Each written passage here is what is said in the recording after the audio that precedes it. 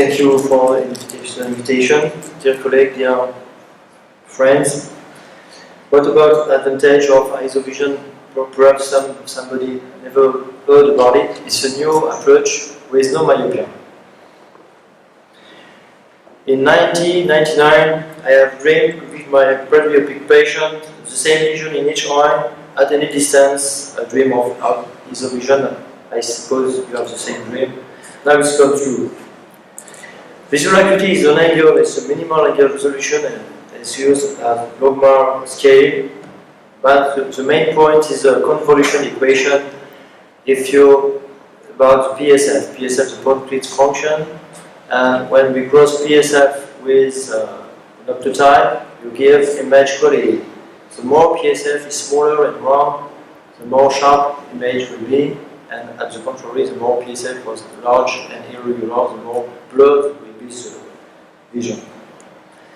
But PSF is very complex to approach because with the PSF is due to the diffraction, it depends on pupil.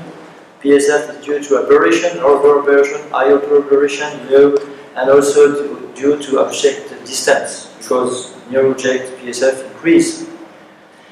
And we have to look, for instance, on an A-tracing machine device, you have a look on the PSF in two-dimensional scale, but it's very interesting to study PSF in three-dimensional scale.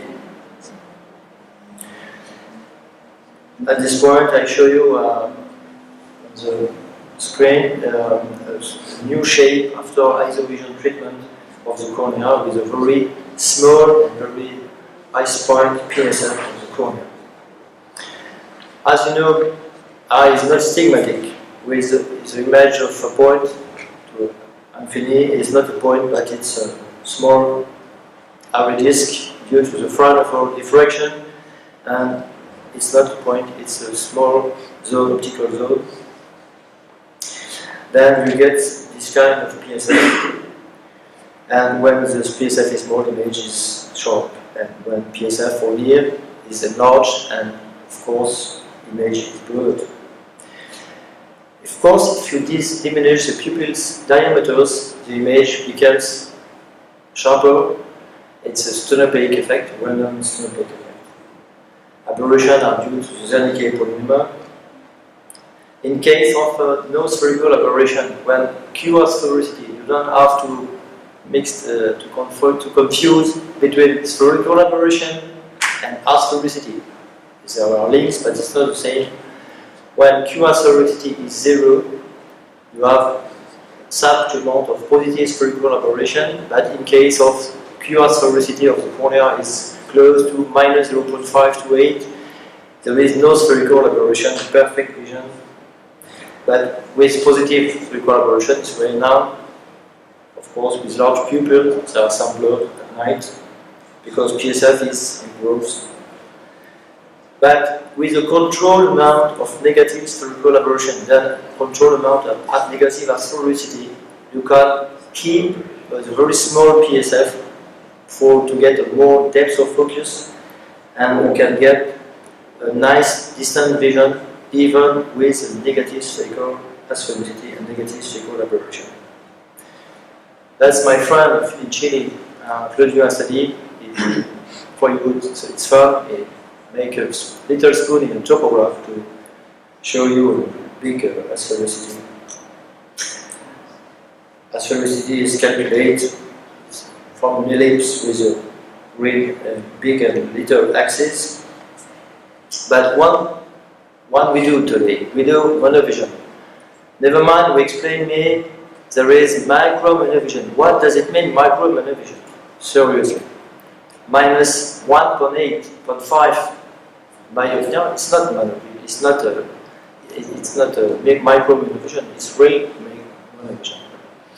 And when we try a lens, a contact lens in a patient on one eye, what is supported monovision, only 1 or 2 hours in your office, when after your patient has to drive his car for 8 or 10 hours for driving his truck, or be on a computer for working a lot of hours, it doesn't work. The patient complains. Then surgeon do monovision, but the patient for sure wants ISOVision.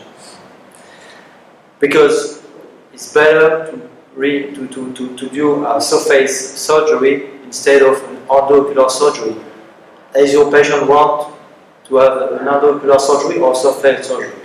Even if you don't want to make a LASIK or femto-LASIK, you can do PRK. PRK is possible with ISOVision. We know in any way PresbyLASIK works very good in pseudophakic 2. You respect the binocularity, it's more powerful because the both side works together at any distance, of course.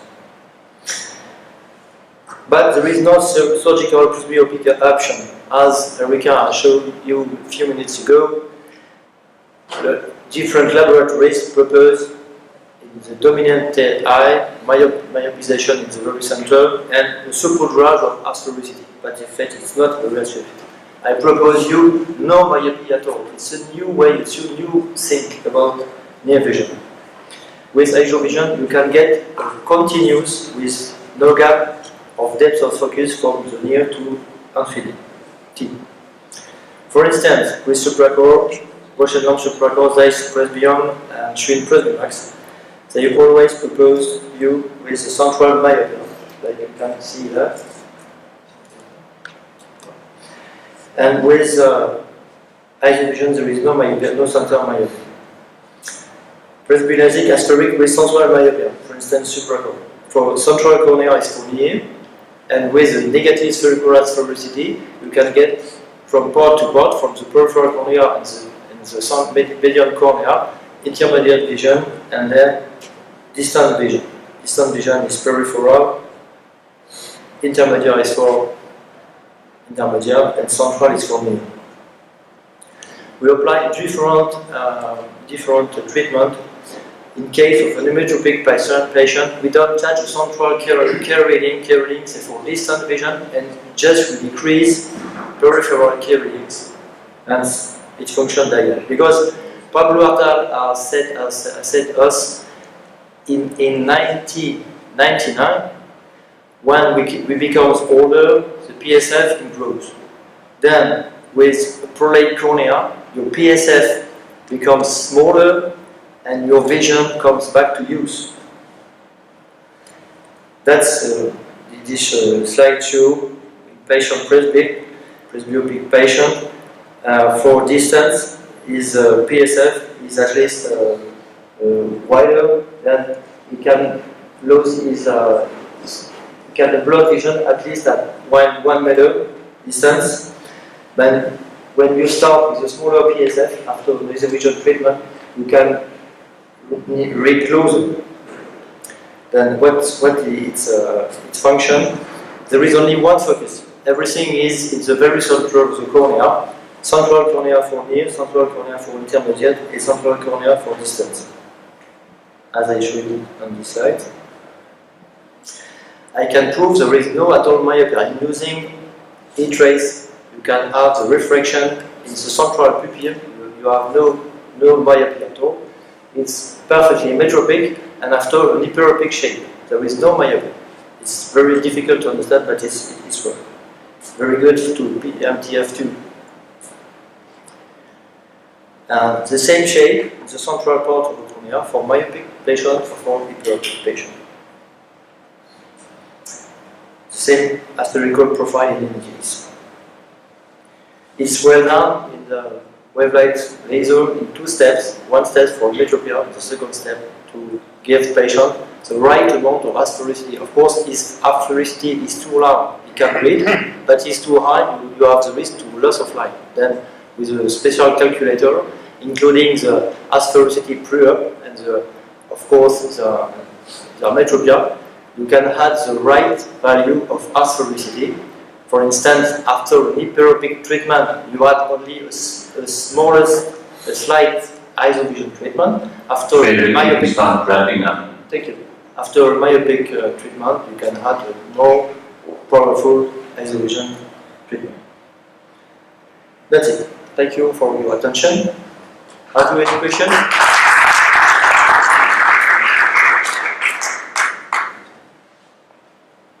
Our next presentation is Erica again, 4 years followed. That's a very practical presentation. Question? Now is or after? Yeah, you, Yeah. I thought so, but you take English, not retake English. I don't know if it Works, okay. It's very impressive your presentation. I want to ask you one thing. You said that you can make this treatment even in PRK. Yeah, of course. But I think that it's better LASIK because PRK, if you do a so fine treatment, usually the epithelium could feel the thing that you make with the laser. Yes, you're right. But sometimes when corneal pachymetry is too thin, or some patient doesn't want to perform a LASIK, you can't propose a PRK without magnetism. And do you find the same result? Yeah, very good result. Yeah, very good result. Yeah, I have experienced ISOVision PRK on myself. Yeah, 5 years ago. Sorry. Any comments? Another question. Magda? I have experience with LASIK, with superficial ablation. Excuse me. I have experience with superficial ablation. I perform LASIK ISOVision, and the results are very, very good, very satisfactory. Jean Beauvais use it too. One more question. Sorry. But it's difficult, it's a new concept because you have to accept with no myopia it's possible to get to read near.